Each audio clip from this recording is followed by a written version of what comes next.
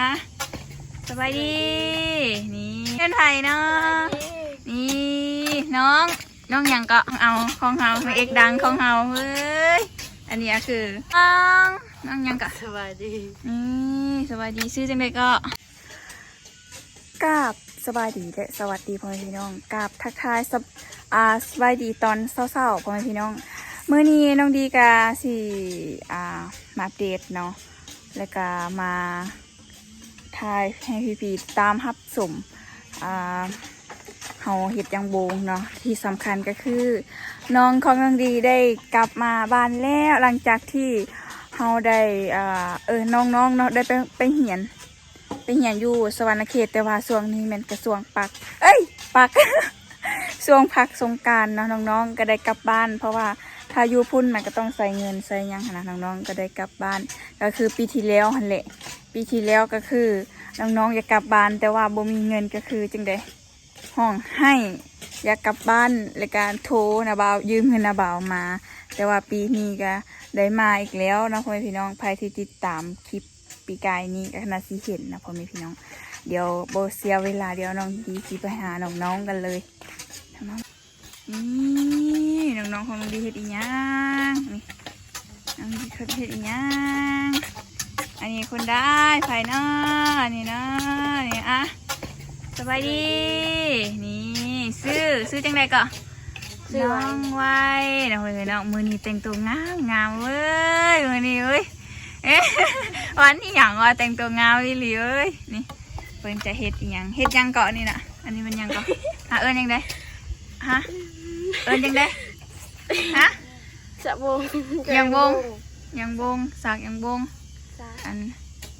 นี้นะขูดยังบงนะพี่น้องนี่ก็คือน้องไวยังอายคือเก่าเดี๋ยวน้องดีกับสิทายน้องโดนนะพ่อแม่พี่น้องให้น้องได้กล้าว่าวได้กล้าแสดงออกได้กล้าตอบคำถามนู่นนี่นั่นนะพ่อแม่พี่น้องปกติน้องก็อายปิดหน้าปิดตาอยู่หัวFC หันทามหาได้นี่ FC คิดฮอดวันคิดฮอด FC บ่ล่ะจังใดรู้สึกจังใดเวลาไปว่าเห็นคอมเมนต์หาน้องไว้รู้สึกจังใดดีใจบ่ดีใจเนาะเดี๋ยวก็มีกำลังใจไปว่าเห็ดคลิปหนำมีคนแบบถามหาน้องดีน้องไว้แบบนี้เห็นนะ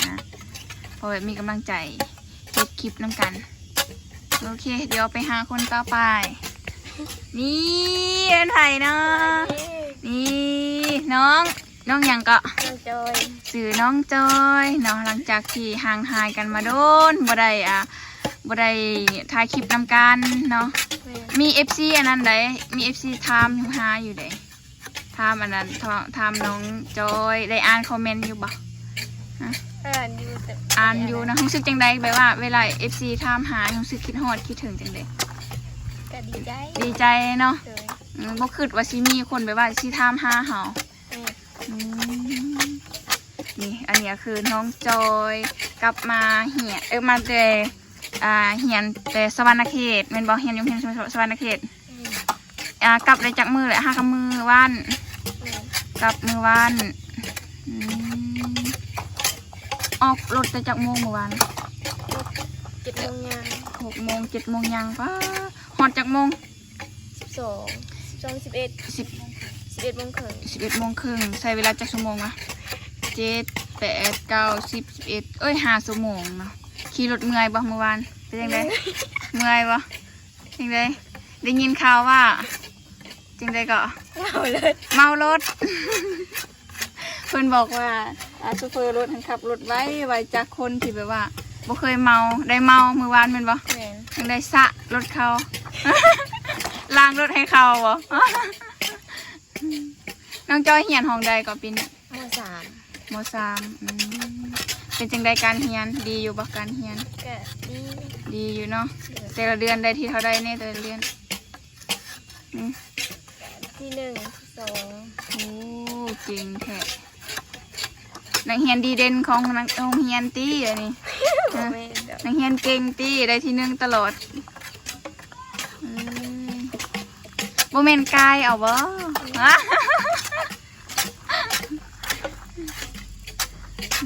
น้องจอยอายู่จักปีกับจอย 13 โว้ถ้าแถวบ้านถ้าอยู่แถวบ้านเมนก็ลืมสิได้สร้างขอบสร้างครัวอะไรได้ อันนี้ยังบ่คิดติบ่ฟาวเด้ออืมให้จบก่อนให้จบซะก่อนให้มีเวียกเฮ็ดงานทำกลุ่มตัวเองได้ค่อยเอาบ่ซั่นแล้วมันสิทุกข์เด้อนี่อันนี้คือน้องจอยใหญ่เป็นสาวนะพี่น้องผู้ได้ไพ่นะท่าจังไดทวินสบายดีเนี่ยจังไดนี่สบายดีนะพี่น้องอันนี้ก็คุณนาคุณตาอยู่น้องขี้ดื้อขี้ข้านเดินบ่เฮ็ดน้ำเดือดเวียกบ่เฮ็ดเวียกคือบ่เฮ็ดเวียก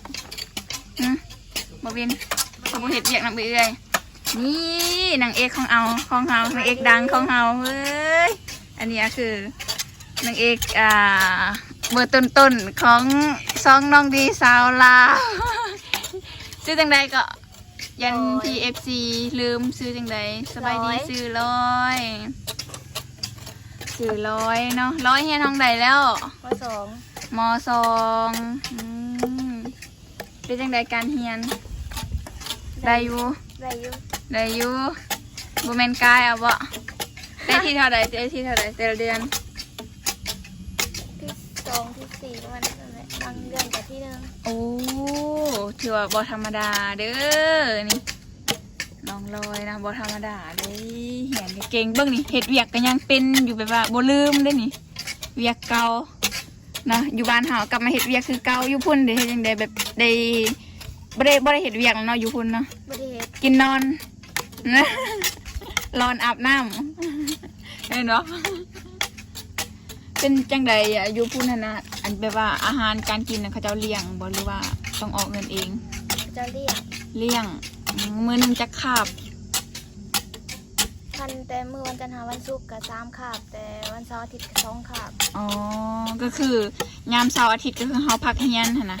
2คาบแต่ว่าจันทร์หาศุกร์หั่น3คาบ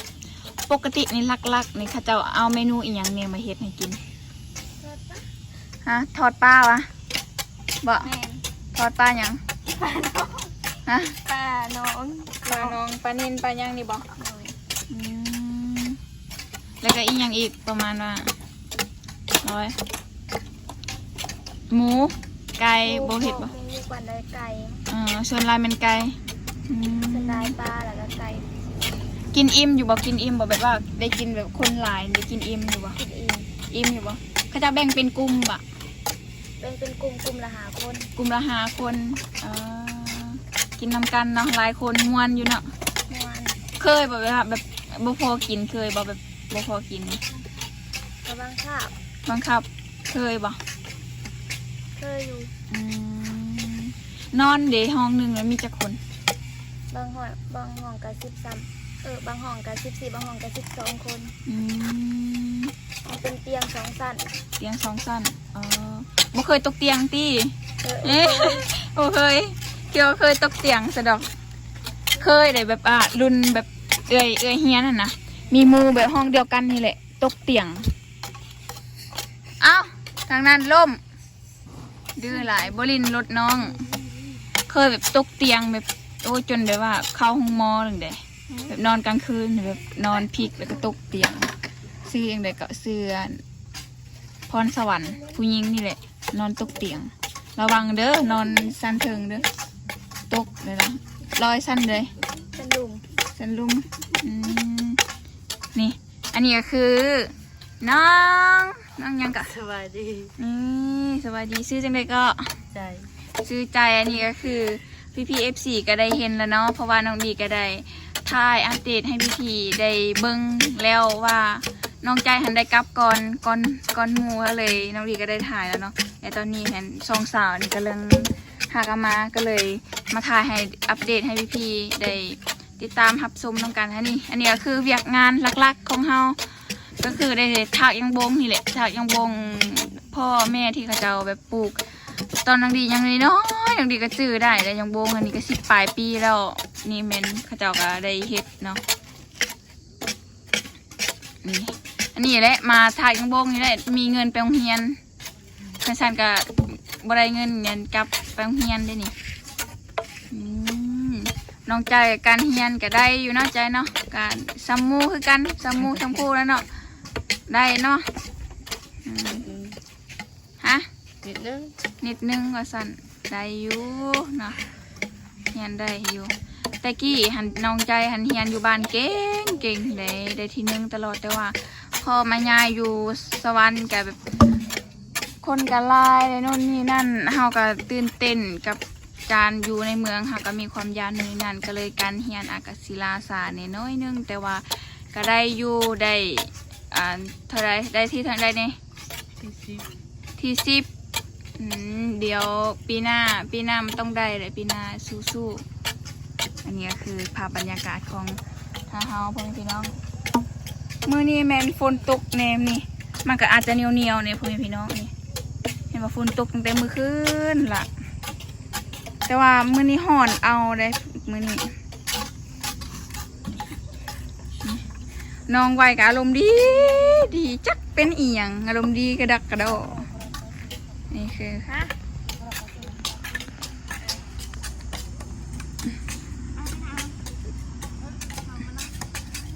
อันนี้ช่วยกันพ่อแม่พี่น้องอันนี้นี่แกนมันได้ไหมมันเขาจะเอาไปเอ็ดที่อีหยังตัวจอยอันนี้เอ็ดอีหยังเอ็ดฟืนเนาะเอ็ดฟืนช่วยกันคนละเล็กคนละน้อยหรือว่าไปเฮ็ดทานเฮ็ดหยังก็ได้นะแต่ว่าก่อนอื่นเนี่ยสิหายน้องร้อยทายหายร้อยรองเท้าพี่ดูดิอ่ะถ่ายเลยนี่รองเท้าน้องดีร้อยคนละสีเวิร์กนี่เวิร์กนะคนละสีเลยเกือบสปอนเซอร์ต้องเข้านะเพื่อนเอาแตกเด้อระวังแตกเด้ออันนี้เบิร์ดตีร้อยเบิร์ดแล้วเดี๋ยวก็มา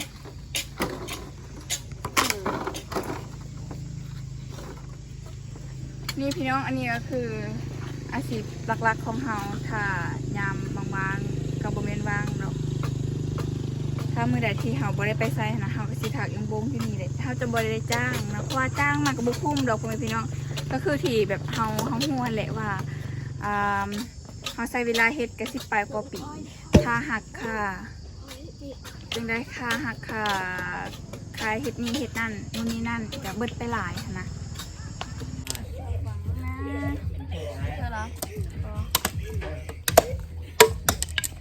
ให้ระวังอะไรไง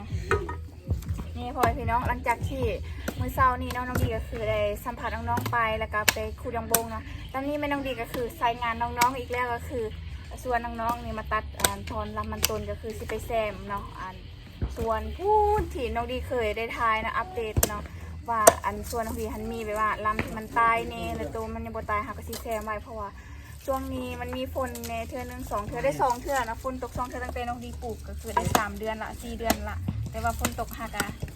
ก็เลยตกเนาะมันก็เลยตายหักก็เลยมาแซมใหม่ก่อนเดี๋ยวเบิ้ลน้ำแข็ง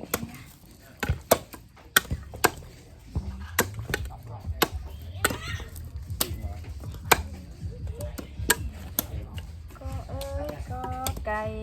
ก็ไข่อยู่ในเล้าอากาศเย็นนะมันนี่นะกระดิ่งก็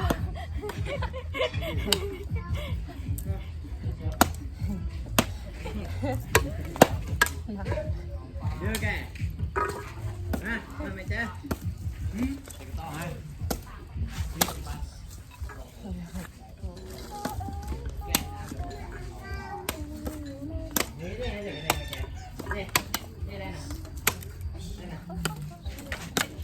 พ่อเนี่ยพ่อเอามือนี้ก็คือน้องๆมาบ้านปุ๊บก็คือใช้งานปุ๊บบได้พักผ่อนจ้าน้องดีเคยบอกแล้วนะในคลิปว่าพาน้องๆพาไปเสียงานก็คือสิไปอันนั้นไปเซม ล้ำมันตุนพร้อมแล้วก็สิไปเสียหญ้าพร้อมจอยไปเห็นสวนแล้วปะจอยเห็นสวนก่อนแล้วปะ กินแล้ว เห็นดีไซน์ นั่นแหละ อ่ะไปตอนไหน มันได้มันติดทางใหญ่บ่ มันก็ติดทางใหญ่เลยจิกหูไปเลยว่าตอนใด บ้านใดนี่มันต้นเป็นของต้นไอ้ว่าลงสวรรค์ต้นนี้เขาเอามาปลูกใหม่ มา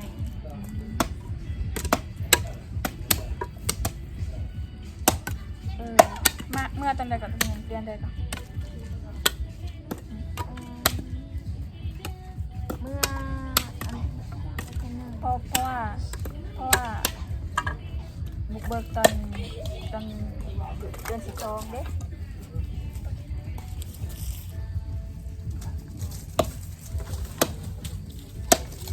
นี่เขาก็สิตัดเนาะพอประมาณก็จะเบ้าหลายแล้ว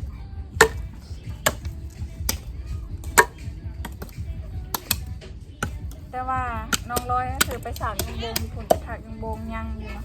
เราก็เลยไปถากยังบงญี่ปุ่น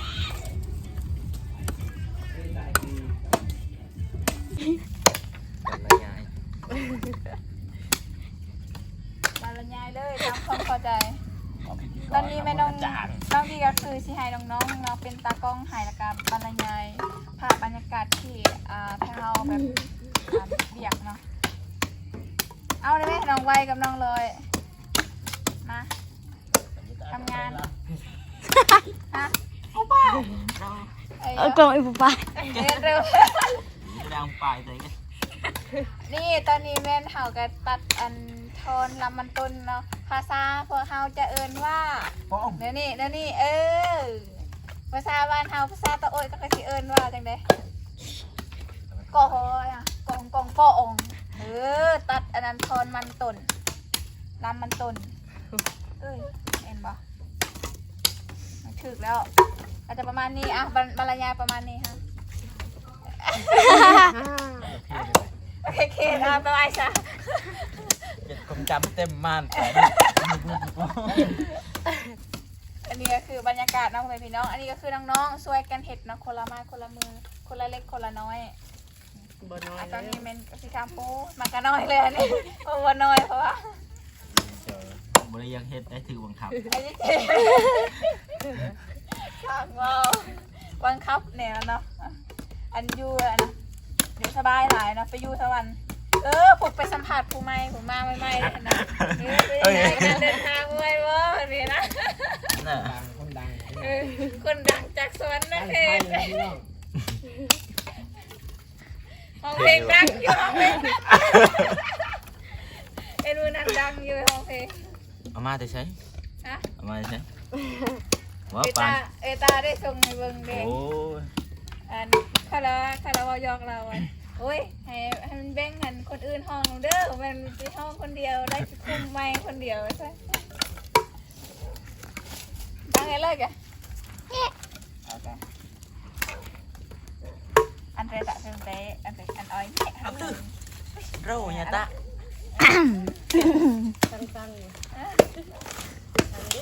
สั่งดิ ยาตะอันนั้นเป็นละแกไป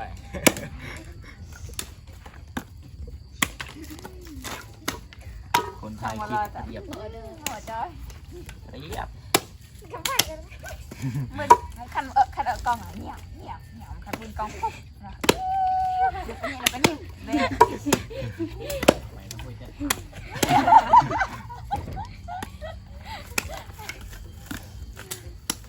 เอาเป้ข้าจะว่าอีกยังเนี่ย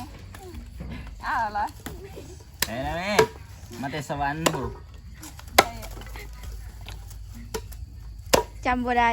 จำไม่ได้บอกเมื่อกี้นี่ค่ะข้าจะว่าอีกยังเนี่ยก็คือข้าจะว่าเมื่อกี้เนี่ยก็คือตอนแบบว่าเวลาจับกล้องปุ๊บก็คือเงียบปั๊บสุไผ่กับบุยักว่าวนะคือแบบว่าไกลติดผาก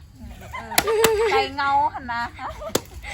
ก็จะประมาณนั้นนะก็คือว่าวหยอกกันหัวกันเพราะว่าส่วนกันว่าวอยู่วิไผ่ว่าวเงียบอยู่นะจับกล้องปุ๊บแล้วเงียบปั๊บ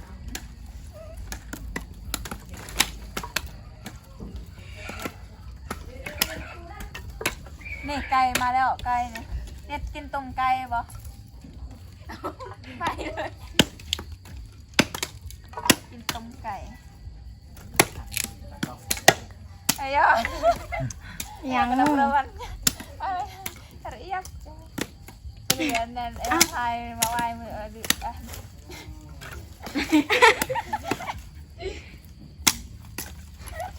อยากอะไรก็จะเอาหมดลาวันก็ได้ที่